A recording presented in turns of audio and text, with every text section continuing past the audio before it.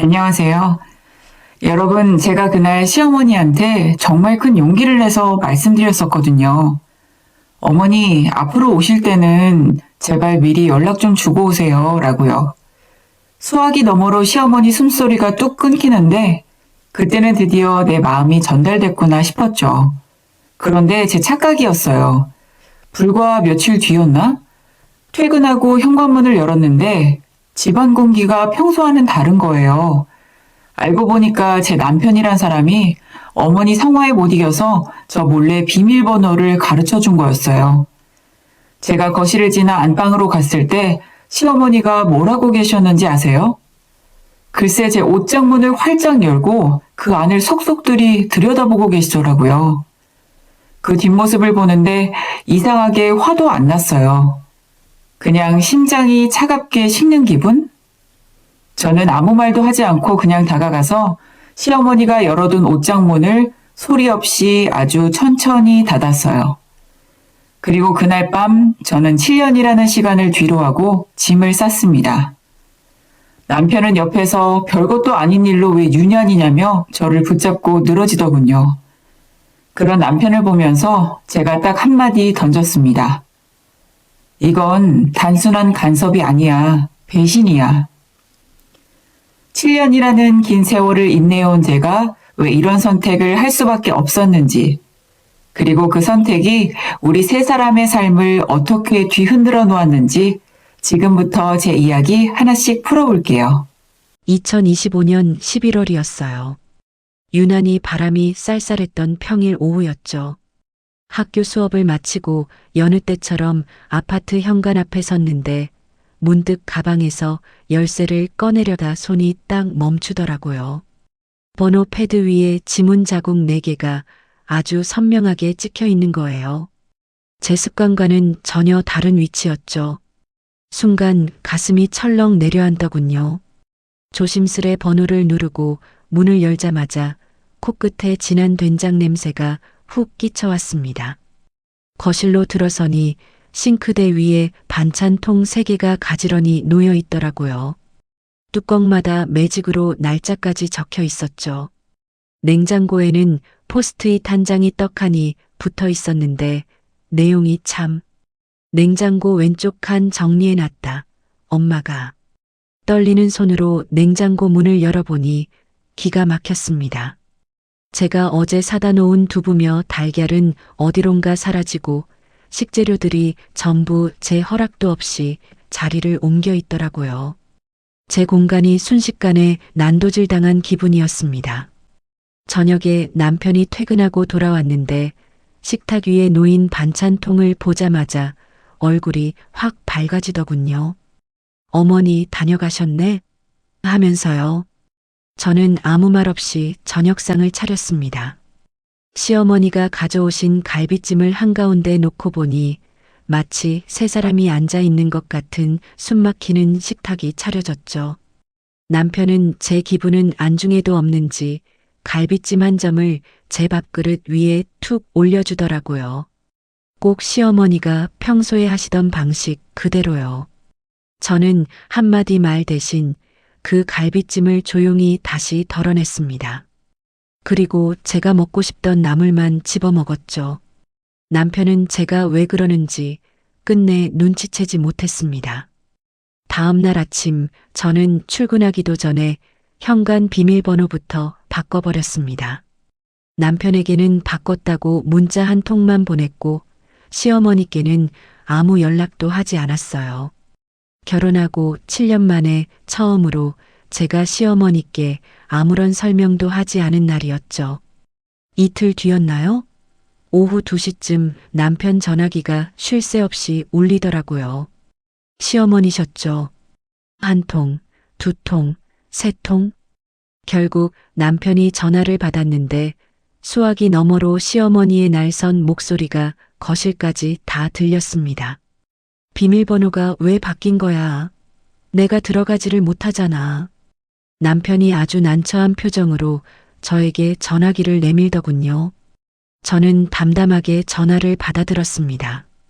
그리고 아주 낮고 또렷하게 말씀드렸죠. 어머니, 앞으로 오실 때는 미리 연락 주세요. 잠시 정적이 흐르더니 전화가 뚝 끊겼습니다. 그날 저녁 시어머니는 다시 남편에게 전화를 걸어 하소연을 쏟아내셨나 봐요. 내 처가 나를 문전박대했다. 내가 뭘 잘못했냐? 안방까지 들려오는 그 소리에 실소가 터져 나왔습니다. 잠시 후 남편이 안방 문을 열고 들어오더군요. 저는 침대 위에 앉아 책을 읽고 있었죠. 남편은 문틀에 기대서서 저를 빤히 바라보더니 슬쩍 묻더라고요. 그냥 번호 알려드리면 안 돼? 저는 읽던 책에서 고개를 들어 남편을 딱 3초 동안 바라봤습니다. 아무 대답도 하지 않았어요. 그리고 다시 시선을 책으로 돌렸죠. 제 침묵이 무거웠는지 남편은 한참을 서성이다 결국 대답을 듣지 못한 채 방을 나갔습니다.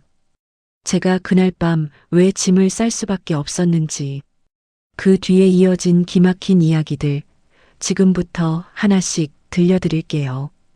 그 주 주말이었어요. 외출하고 돌아오는데 아파트 경비원 아저씨가 저를 조심스럽게 불러 세우시더라고요. 사모님, 저기 드릴 말씀이 좀 있어서요. 아저씨가 제 눈치를 살피면서 말씀하시는데 정말 기가 막혔습니다. 며칠 전에 저희 시어머니가 관리소장님을 찾아가셨대요. 그러고는 대뜸 아들 집 비밀번호 좀 알 수 있는 방법이 없겠느냐고 물어보셨다는 거예요. 관리소에서 안 된다고 하니까 한참을 실랑이하다 가셨다는데 저는 그냥 담담하게 고개를 끄덕였습니다. 말씀해 주셔서 감사합니다. 하고 돌아섰지만 엘리베이터 버튼을 누르는 제 손이 미세하게 떨리고 있더라고요. 그날 밤 저는 책상 서랍 깊숙한 곳에서 낡은 다이어리 하나를 꺼냈습니다. 그리고 펜을 들었죠. 그동안 있었던 일들, 날짜, 상황 하나하나 적어 내려갔어요.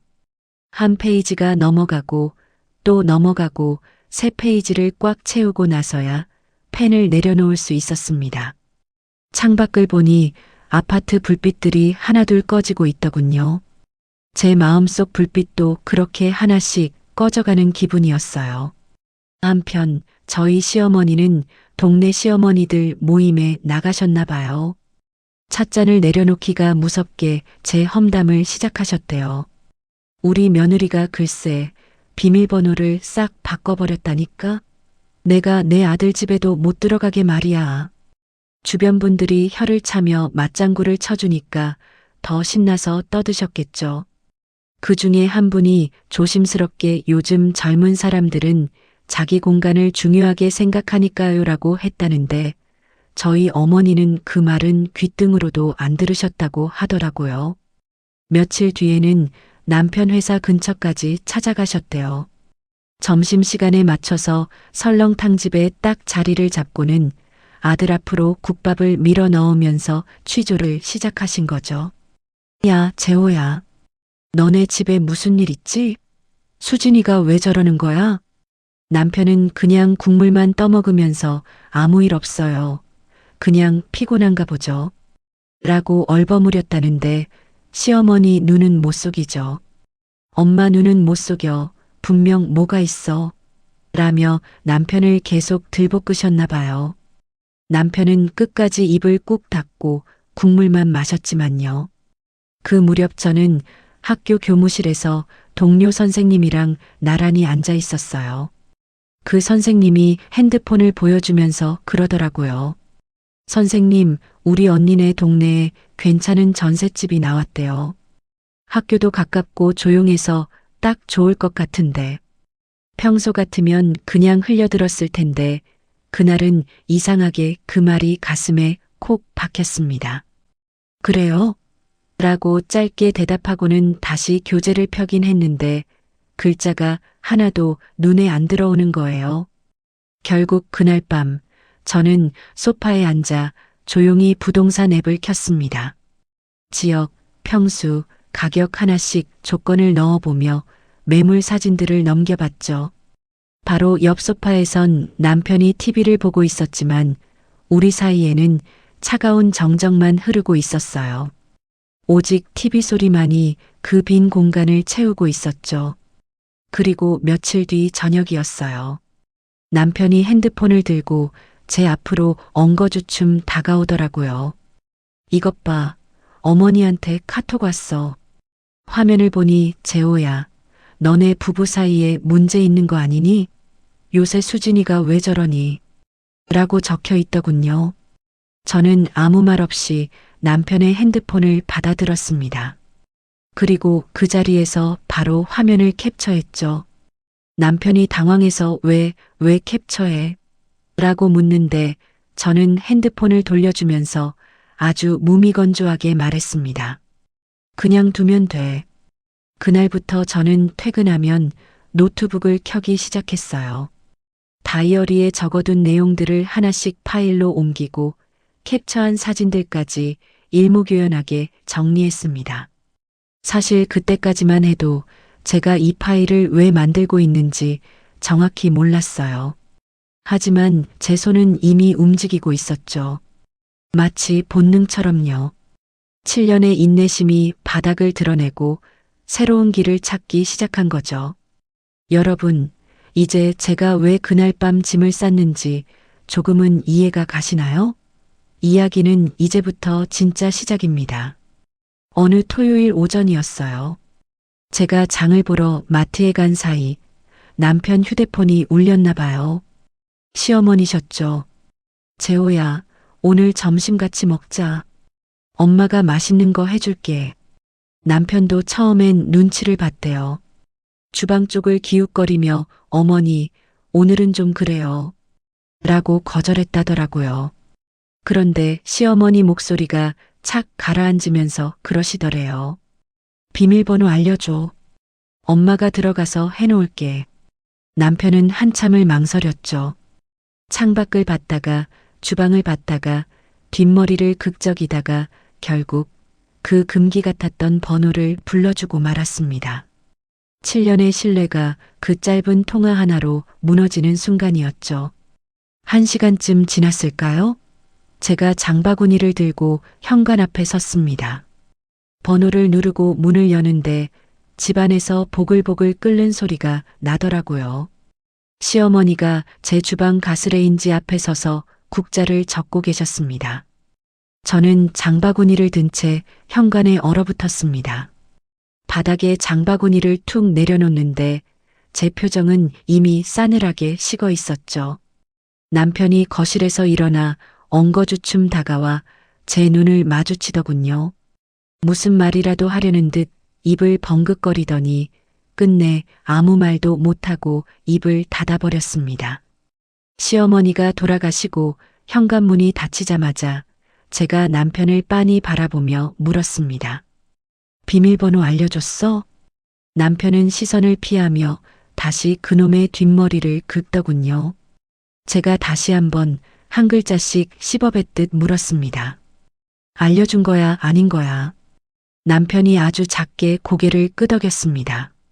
저는 더 이상 대꾸할 가치를 못 느꼈어요. 그대로 안방으로 들어가 문을 닫았습니다. 그리고 문 너머로 제 진심을 담아 아주 또렷하게 한마디 던졌습니다. 이건 배신이야.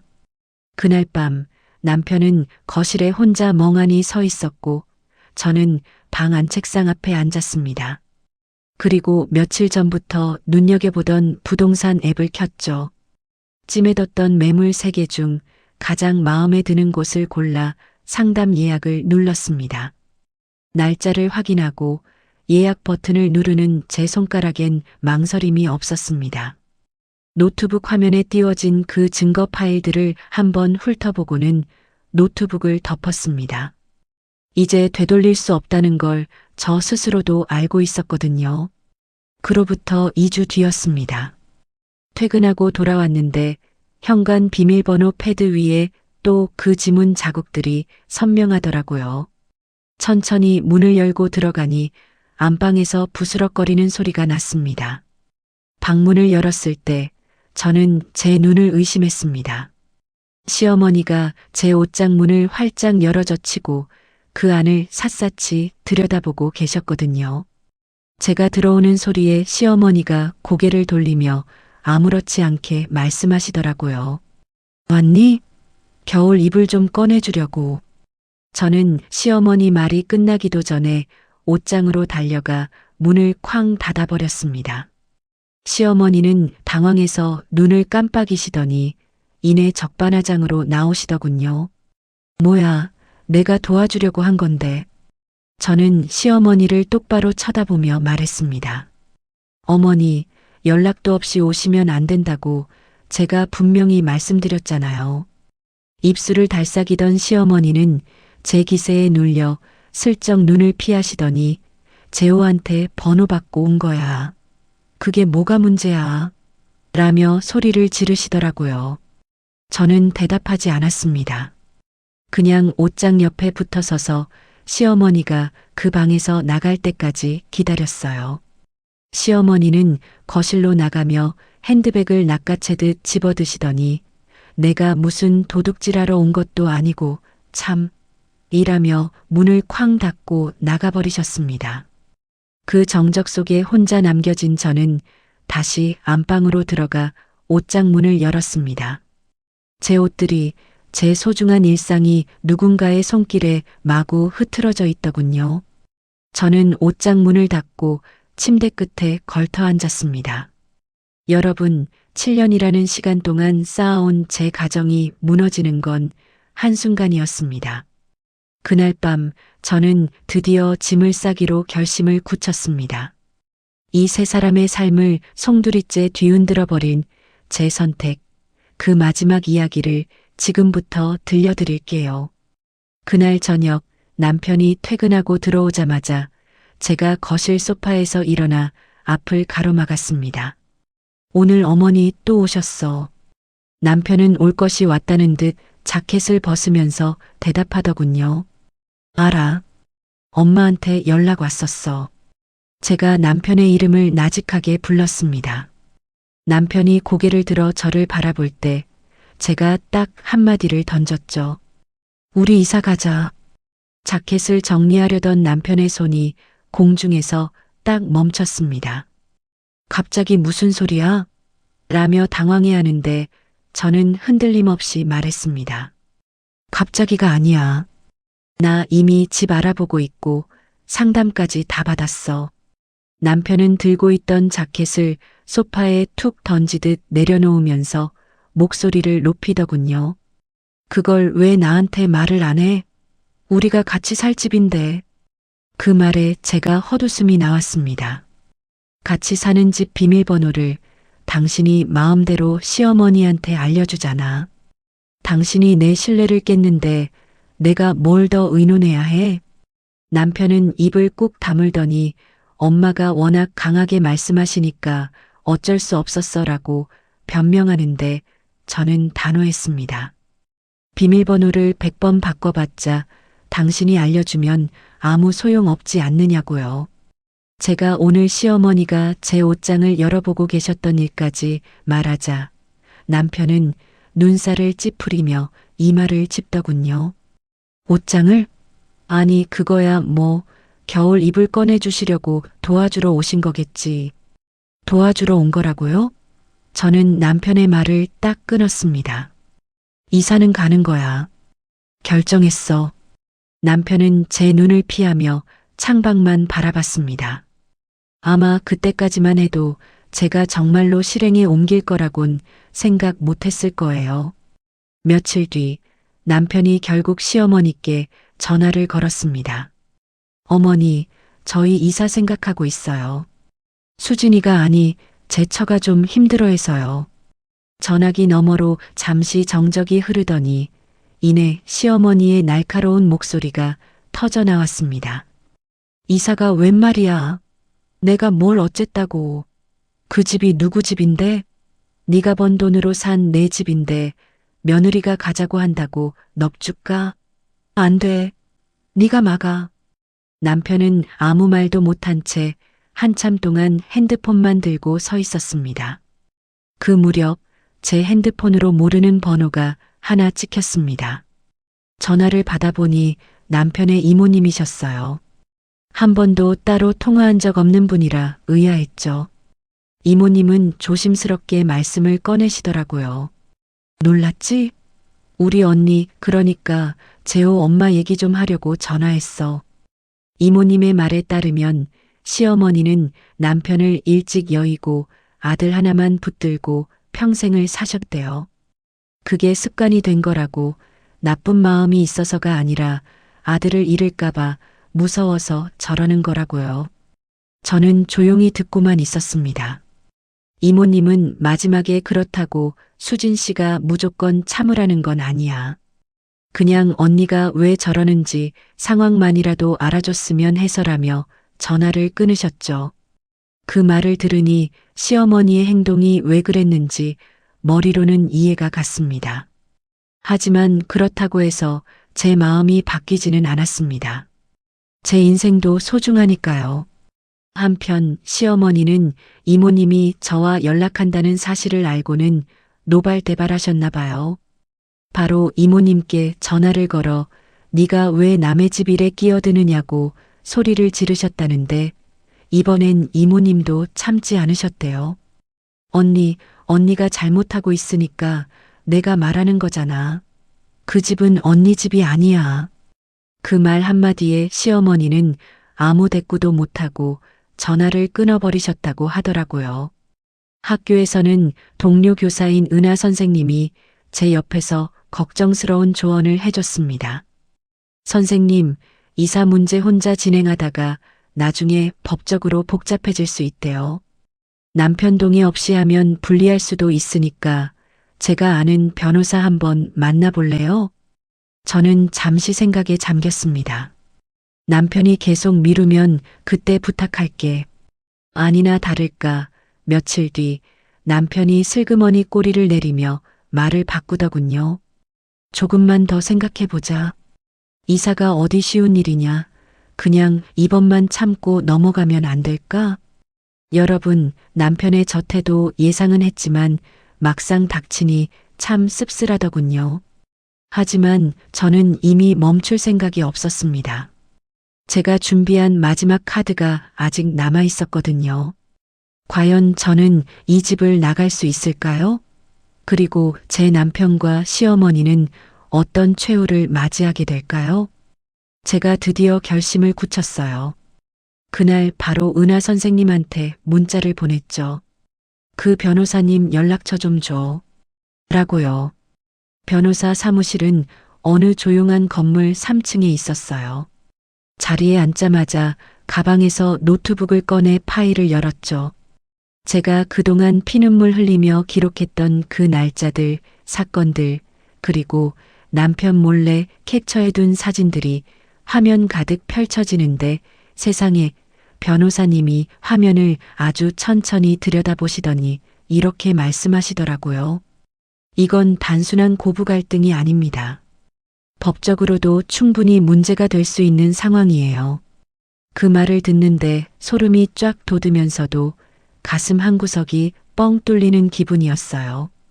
7년이라는 시간 동안 제가 겪어온 지옥 같은 일들이 처음으로 법이라는 객관적인 언어로 인정받는 순간이었으니까요. 그런데 여러분, 제가 변호사 만나고 왔다는 소리에 남편 반응이 어땠는지 아세요? 거실 소파에서 용수철처럼 튀어오르더라고요. 아니, 변호사를 왜 만나? 우리 집안일을 왜 남한테 가져가서 떠드냐고. 정말 어이가 없어서 제가 남편을 똑바로 쳐다보며 말했죠.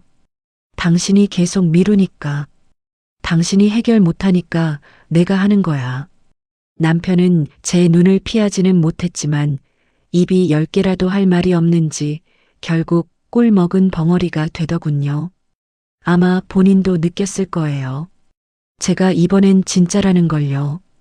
그날 밤 남편이 드디어 시어머니께 전화를 걸더라고요.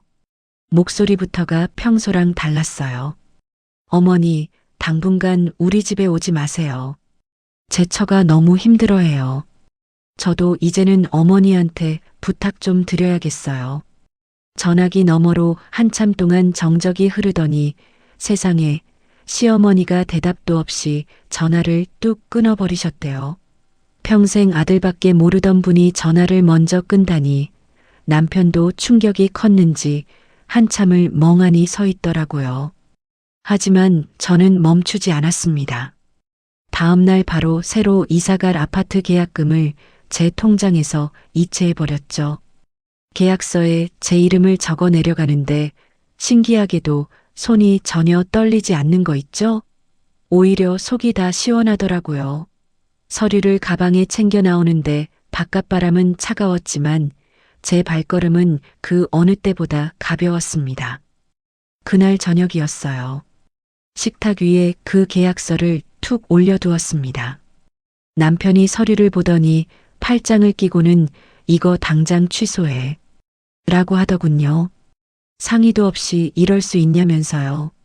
저는 조용히 의자를 빼고 앉아 남편에게 말했습니다. 잠깐만 앉아봐. 보여줄 게 있어. 그리고 노트북을 열어 그 비밀 파일을 남편 쪽으로 돌려주었죠.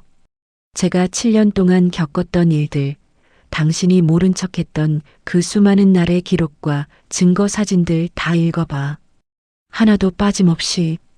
저는 물 한 잔을 떠서 마시고는 그대로 안방으로 들어가 불을 꺼버렸습니다. 거실에는 남편 혼자 남겨졌죠. 어두운 거실에서 노트북 화면 불빛만이 남편 얼굴을 비추고 있었어요. 문틈으로 보니 남편이 스크롤을 아주 천천히 내리더라고요. 한 페이지, 또 한 페이지. 중간에 남편이 괴로운 듯 눈을 질끈 감는 걸 봤어요. 하지만 다시 화면을 볼 수밖에 없었을 겁니다. 제가 적어둔 그 빽빽한 기록 중에 단 하나도 반박할 수 있는 게 없었을 테니까요.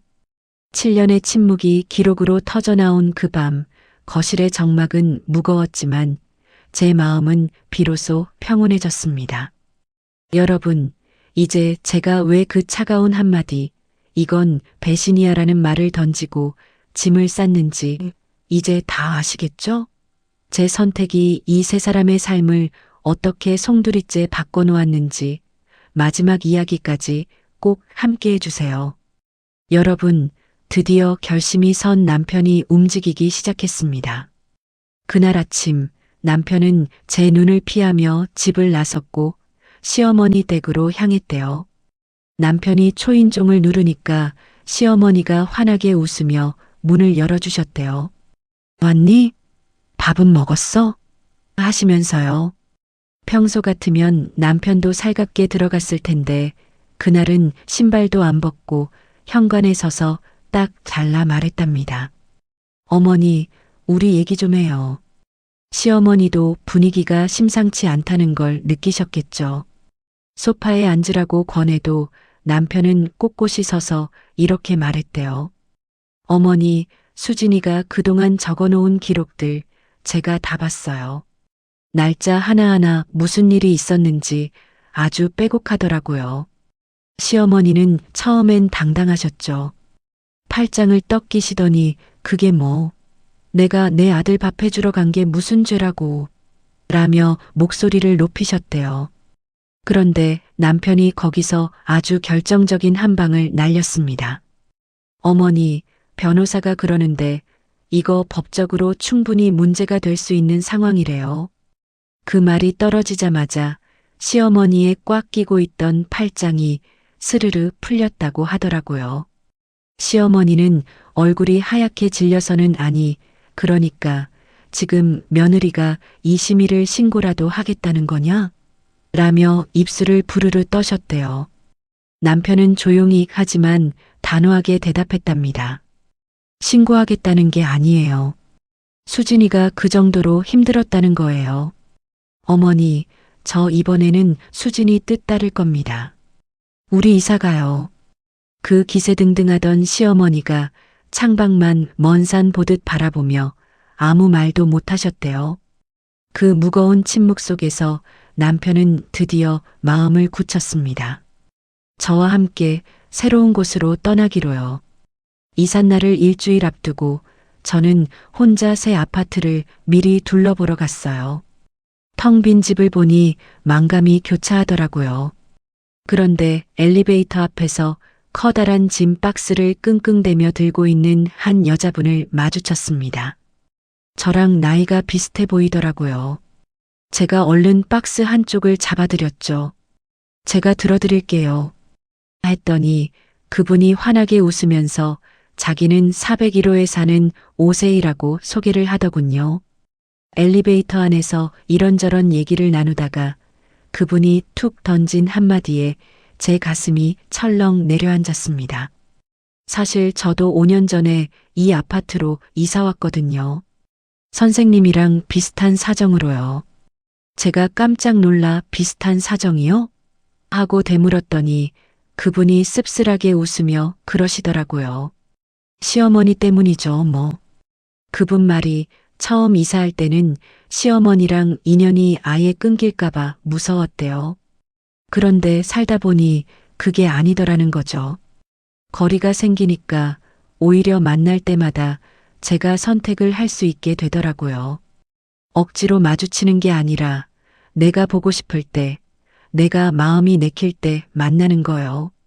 그 말을 듣는데 7년 동안 꽉 막혀 있던 제 가슴속 체증이 쑥 내려가는 기분이었어요.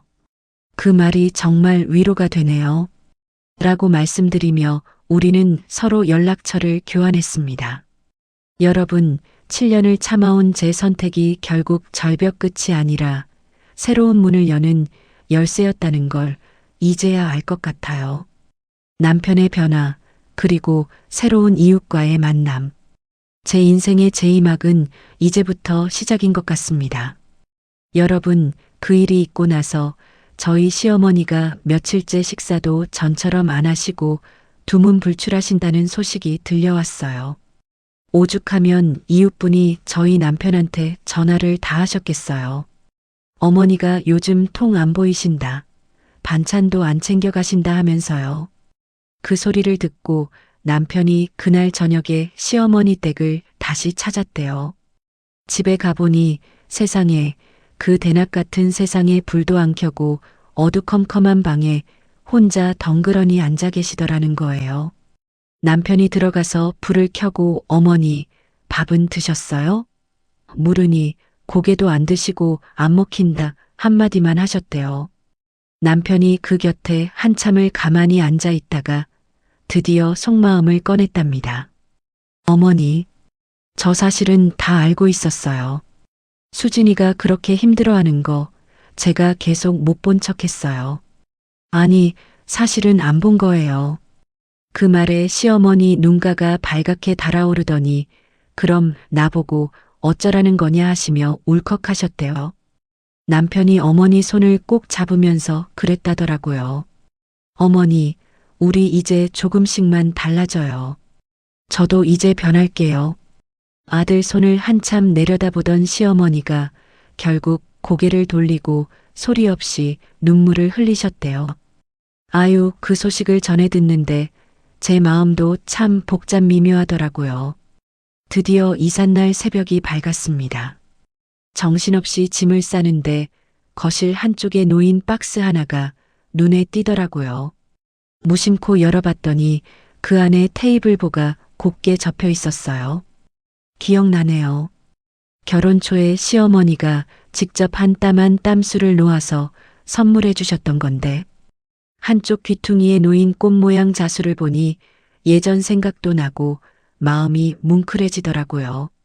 저는 그 테이블보를 조심스레 다시 접어서 가장 먼저 챙겨야 할 박스 맨 위에 올려두었습니다. 미워도 미워할 수만은 없는 게 또 인연인가 봐요. 오후가 되니 7년을 살던 집이 텅 비었습니다. 휑해진 방들을 한 바퀴 둘러보고 현관문을 나서는데 기분이 참 이상하더라고요. 남편이 먼저 엘리베이터 버튼을 눌렀고 우리는 그렇게 정든 집을 떠났습니다.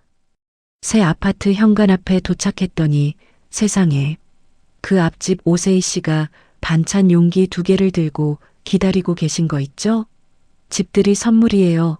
별건 없지만 맛있게 드세요. 하시는데 얼마나 감사하던지. 그날 저녁 저희 부부랑 세희 씨까지 셋이서 오순도순 거실에 앉아 그 반찬으로 첫 끼니를 때웠습니다.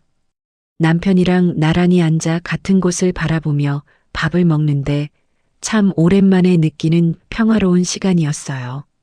식사를 마치고 세희 씨가 돌아간 뒤 남편이 핸드폰을 들더니 시어머니께 문자를 보냈습니다. 어머니, 이사 잘 끝났어요. 주소 보내드릴게요. 주소를 찍어서 전송 버튼을 꾹 누르는데 화면 옆에 읽음 표시가 금방 뜨더라고요. 하지만 답장은 오지 않았습니다. 남편은 조용히 핸드폰을 식탁 위에 내려놓았죠. 여러분, 답장은 없었지만 저는 알 것 같아요. 어머니도 지금 그 주소를 보며 많은 생각을 하고 계시겠죠? 7년을 참아온 제 선택이 결국 가족 모두에게 거리라는 약을 준 셈이에요. 당장은 서먹하고 서운할지 몰라도 언젠가는 우리가 그 거리 덕분에 웃으며 다시 마주 앉을 날이 오지 않을까요? 이사하고 벌써 3주가 지났네요. 주말 아침에 눈을 뜨는데 천장이 낯설지 않더라고요. 무엇보다 좋은 게 뭔지 아세요? 새벽부터 누가 현관 비밀번호 누르는 소리에 가슴 졸이며 깰 일이 없다는 거예요. 냉장고를 열어도 제가 정리해둔 그 모습 그대로고요. 베란다에서 커피 한 잔 내려 창밖을 보는데 단지가 참 조용하더라고요. 아, 이런 아침이 있었지 싶어서 한참을 멍하니 서 있었네요. 그동안 제가 얼마나 긴장하며 살았는지 새삼 느껴지는 순간이었죠. 그때 앞집 세희 씨한테 문자가 왔어요. 수진 씨, 오늘 시간 되면 우리 소모임 같이 가요. 라고요. 모임은 동네 작은 카페 방에서 열렸는데 5명 정도가 둥글게 앉아 있더라고요. 은하 선생님도 와 있었고요. 세희 씨가 저를 소개해 주는데 이분도 저랑 비슷한 경험하신 분이에요. 라고 하니까 다들 고개를 끄덕이시더라고요. 누가 먼저랄 것도 없이 이야기가 시작됐어요. 한 분 한 분 사연을 듣고 있는데 세상에 다들 저마다의 가슴앓이를 하고 계시더라고요. 제 차례가 왔을 때 저는 커피잔을 두 손으로 꼭 감싸고 천천히 입을 열었습니다. 저는 비밀번호 때문에 이사를 왔어요. 순간 정적이 흐르더라고요. 제가 계속 말을 이었죠. 시어머니가 연락도 없이 오셔서 냉장고를 헤집고 옷장을 여시고 남편한테 비밀번호를 받아서 들어오셨다고요. 말하다 보니 목이 확 잠기는데 옆에 있던 은하 선생님이 제 손을 가만히 잡아주더라고요. 그 따뜻한 온기에 겨우 말을 마칠 수 있었습니다. 이사하고 나서 저는 남편한테 제안을 하나 했어요. 매주 토요일 오전에는 당신 혼자 어머니 댁에 다녀와. 라고요. 첫 번째 토요일에 남편이 혼자 가니까 시어머니가 현관에서 한참을 서 계셨대요. 제 안부를 물으시면서요. 두 번째 토요일엔 남편 밥을 챙겨주시다 말고 수진이는 밥 잘 먹니? 하고 슬쩍 물어보시더래요. 남편이 잘 먹어요. 하니까 고개만 끄덕이며 다시 상을 챙기셨다는데 그 모습이 상상이 가서 조금 마음이 짠하기도 했습니다. 세 번째 토요일이었을 거예요. 이모님이 시어머니께 전화를 하셨대요. 언니, 재호가 혼자 다닌다며? 잘됐다. 그게 맞는 거야. 수진 씨가 이사 간 거 언니 쫓아낸 게 아니라 본인이 숨 쉴 자리를 찾으러 간 거야. 그 말에 시어머니가 한참 동안 말이 없으시다가 아주 짧게 대답하셨대요. 알아. 들려. 시어머니 입에서 그런 말이 나오다니 정말 처음 있는 일이었죠. 어쩌면 어머니도 이제야 제 진심을, 그 거리가 주는 무게를 조금씩 이해하기 시작하신 걸까요? 그리고 어제 4번째 토요일 저녁이었어요. 남편이 귀가해서 소파에 앉아 있는 제 옆으로 슬쩍 다가오더라고요. 수진아, 우리 나중에 어머니랑 셋이 저녁 한번 같이 먹는 거 어떻게 생각해? 남편의 그 조심스러운 제안에 저는 읽던 책을 덮었습니다. 그리고 잠시 생각하다가 딱 이렇게 말했죠. 생각해 볼게. 여러분, 예전 같으면 바로 화부터 냈을 텐데 지금은 생각해 볼게라는 말이 나오더라고요. 이게 다 거리가 준 여유가 아닐까 싶어요. 7년을 참아온 제 선택, 그리고 이 이사가 우리 세 사람에게 가져다 준 이 작은 변화들. 아직 정답은 모르겠지만 적어도 이제는 제가 제 삶의 주인이 된 기분입니다. 여러분도 혹시 너무 가까워서 숨막히는 관계가 있다면 용기 내어 조금만 떨어져 보시는 건 어떨까요? 그 틈 사이로 새로운 바람이 불어올지도 모르니까요. 그 일이 있고 사흘 정도 지났을까요? 앞집 세희 씨랑 단지 안을 산책하며 이런저런 속내를 털어놨어요. 나뭇잎이 하나둘 떨어지는 걸 보면서 제가 그랬죠. 세희 씨, 저 사실 우리 시어머니가 왜 그러시는지 이제는 알 것 같아요. 혼자 남겨지는 게 무서우신 거잖아요. 제 말에 세희 씨가 가만히 걷다가 그러더라고요. 그렇죠. 이해는 되죠. 그래서 제가 물었죠. 이해가 되니까 내가 계속 참아야 하는 건지 그게 참 헷갈린다고요. 그랬더니 세희 씨가 걸음을 늦추면서 제 눈을 똑바로 보고 정말 뼈 때리는 한마디를 해주더라고요. 수진 씨, 이해하는 거랑 감당하는 거랑은 엄연히 다른 거예요. 세상에 그 말을 듣는데 머리를 한 대 맞은 기분이었어요.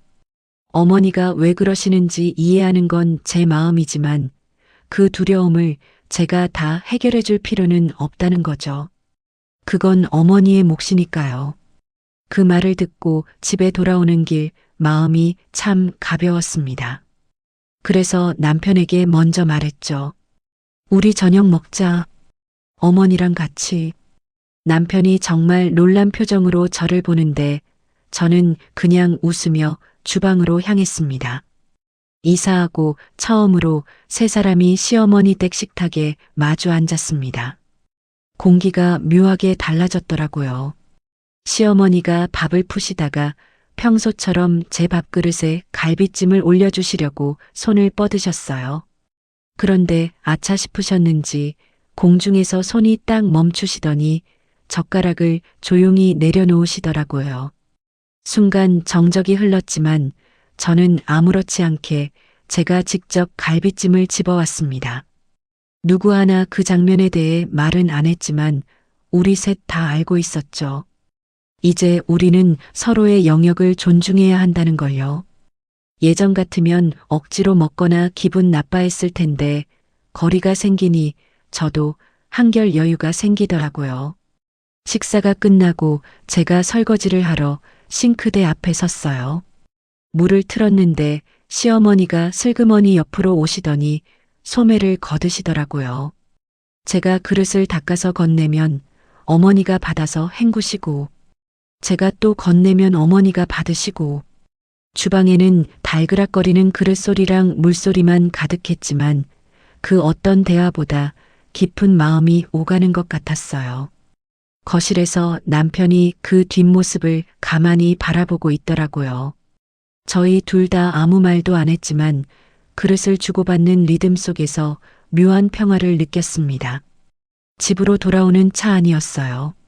제가 조수석에서 창밖을 보고 있는데 신호대기 중에 남편이 슬쩍 제 손 위에 자기 손을 얹더라고요. 고맙다는 뜻이었겠죠. 저도 손을 빼지 않았습니다. 다시 신호가 바뀌고 남편은 핸들을 잡았고 우리는 그렇게 말없이 집으로 향했습니다. 여러분, 7년을 참아온 제 선택이 결국 가족을 뿔뿔이 흩어지게 만든 게 아니라 각자가 숨 쉴 수 있는 자리를 찾아준 것 같아요. 물론 앞으로도 부딪히고 서운한 일이 생기겠죠. 하지만 이제 저는 알아요. 너무 가깝지도 너무 멀지도 않은 이 적당한 거리가 우리를 더 건강하게 만들어준다는 거요. 그 저녁 식사 이후로 벌써 2달이라는 시간이 흘렀습니다. 참 많은 게 변했더라고요. 어느 날 오전이었어요. 시어머니가 남편한테 전화를 거셔서는 뜬금없이 물으시더래요. 재호야, 수진이 생일이 언제냐? 라고요. 남편도 깜짝 놀랐죠. 7년 동안 단 한 번도 없었던 일이었거든요. 남편이 날짜를 알려드리고 전화를 끊었는데 한동안 멍하니 앉아 있었다고 하더라고요. 드디어 제 생일 아침이 밝았습니다. 남편이 출근하면서 식탁 위에 보온 용기 하나를 툭 올려놓는 거예요. 어머니가 보내셨어. 라면서요. 뚜껑을 열어보니 따끈한 미역국이 들어 있었습니다. 예전 같으면 내가 해준 게 제일 맛있다느니 먹고 힘내라느니 포스트잇이라도 붙어 있었을 텐데 이번엔 아무것도 없었어요. 그냥 묵묵히 국만 담겨 있더라고요. 남편이 출근하고 혼자 식탁에 앉아 그 국을 그릇에 옮겨 담았습니다. 한 숟갈 떠먹어 보니 아유 간이 좀 세더라고요. 조금 짰지만 저는 그 국물을 하나도 남기지 않고 다 비웠습니다. 그 투박한 짠맛이 왠지 어머니의 서툰 마음 같아서요. 점심시간에 교무실 제자리에서 한참을 망설이다가 시어머니께 전화를 드렸습니다. 어머니, 저 수진이에요. 미역국 정말 잘 먹었습니다. 수화기 너머로 잠시 침묵이 흐르더니 어머니가 툭 내뱉으시더라고요. 맛없었지? 내가 간을 좀 세게 했어. 저는 창밖을 보며 웃으면서 대답했어요. 아니에요, 맛있었어요. 어머니는 짧게 그래. 하고 전화를 끊으셨죠. 7년 만에 처음이었어요. 싸우지 않고 날 선말 한마디 없이 끝난 통화가요. 옆에서 지켜보던 은하 선생님이 무슨 일 있어? 하고 묻는데 제가 그냥 아니, 전화 한 통 했어. 하고 핸드폰을 넣었거든요. 근데 그 기분이 참 묘하게 평온하더라고요. 며칠 뒤 저녁에 남편이 제 옆에 슬쩍 앉더니 조심스럽게 묻더라고요. 수진아, 혹시 어머니가 우리 집에 오고 싶다고 하시면 어떻게 할까? 저는 예전처럼 화를 내는 대신 잠시 생각하다가 딱 3가지 조건을 말했습니다. 첫째, 오시기 전에 반드시 미리 연락 주실 것. 둘째, 우리 부부가 둘 다 집에 있을 때만 오실 것. 셋째, 우리가 먼저 오시라고 초대할 때만 오실 것. 남편이 소파 옆에 있던 메모지에 볼펜으로 그 3가지를 꾹꾹 눌러 적더라고요. 그 뒷모습을 보는데 이제야 우리 집 비밀번호가 진짜 우리만의 것이 되었다는 확신이 들었습니다. 한편 이모님도 시어머니께 전화를 하셨나 봐요. 제가 미역국 잘 먹었다고 인사드린 걸 전해 들으시고는 언니, 정말 잘했어. 라고 격려해 주셨대요. 시어머니는 쑥스러우신지 잘한 건지 모르겠다고 하셨지만 이모님이 그러시더라고요. 잘한 거야. 우리 조만간 밥이나 한번 먹자. 라고요. 전화를 끊고 시어머니가 창가 의자에 한참을 앉아 계셨다는데 이모님 말씀으론 오랫동안 굳어있던 언니 얼굴이 조금은 풀린 것 같아 마음이 놓였다고 하시네요. 7년이라는 긴 시간을 돌고 돌아 저희 가족은 이제야 서로를 존중하는 법을 배워가고 있습니다. 비밀번호를 바꾸고 이사를 결정하고 변호사를 만나기까지 참 처절하고 힘든 시간이었지만 제가 낸 그 용기가 아니었다면 우리는 아직도 서로를 할퀴며 살고 있었겠죠. 이해한다는 건 참 어려운 일이지만 적당한 거리가 있다면 조금은 더 쉬워지는 것 같아요. 시간은 참 정직하게 흐르나 봐요. 이사하고 한참이 지난 어느 날 점심이었어요. 절 많이 도와줬던 은하 선생님이랑 학교 근처에서 밥을 먹는데 은하 선생님이 제 얼굴을 가만히 보더니 그러더라고요. 있잖아. 너 작년 이맘때랑 지금이랑 얼굴이 참 달라. 제가 웃으면서 어떻게 다른데? 하고 물었더니 선생님이 잠깐 생각하다가 이렇게 말해주더군요. 그냥 내 얼굴이야. 이제야 진짜 내 얼굴 같아. 그 말을 듣는데 저도 모르게 작게 웃음이 터져 나왔어요. 정말 오랜만에 마음 깊은 곳에서 나오는 웃음이었죠. 내 공간을 지키고 내 삶을 지키다 보니 어느새 제 표정까지 되찾은 모양이에요. 어느덧 따뜻한 봄이 왔습니다. 주말 오후 남편이 제 눈치를 살피더니 시어머니께 전화를 걸더라고요. 어머니, 이번 주 일요일에 시간 되세요? 우리 집에 오세요. 수진이도 괜찮다고 했어요. 전화기 너머로 한참 동안 정적이 흘렀습니다. 예전 같으면 내가 내 아들 집에 가는데 왜 허락을 받아야 하냐고 하셨겠지만 이번엔 달랐어요. 어머니는 아주 나직하게 응, 알았어. 라고만 대답하시고 전화를 끊으셨죠. 드디어 일요일 오후 집 안가득 긴장감이 감돌 때쯤 띵동하고 초인종이 울렸습니다. 비밀번호를 누르는 소리가 아니라 허락을 구하는 초인종 소리였죠. 제가 현관으로 걸어가 문을 열었습니다. 문 앞에는 시어머니가 서 계셨는데 놀랍게도 손에 아무것도 들고 있지 않으셨어요. 예전처럼 반찬통을 주렁주렁 들고 이거 해라, 저거 해라 하러 오신 게 아니었죠. 어머니는 안으로 들어오시면서 신발을 아주 가지런히 정리하시더라고요. 제가 어서 오세요, 어머니. 하고 인사를 건넸고 우리는 식탁에 마주 앉았습니다.